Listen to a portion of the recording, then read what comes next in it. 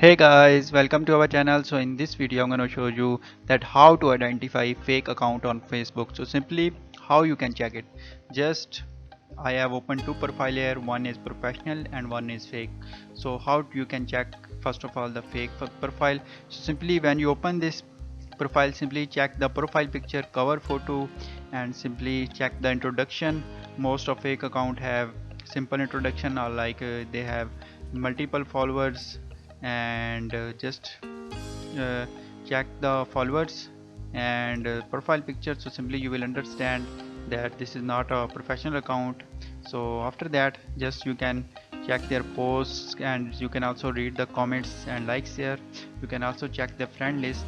So you can guess that there are multiple friends add in this account and not related to this profile. So you can see here there are many friends that are not look like the exact friend of this person. So simply you can check in this way.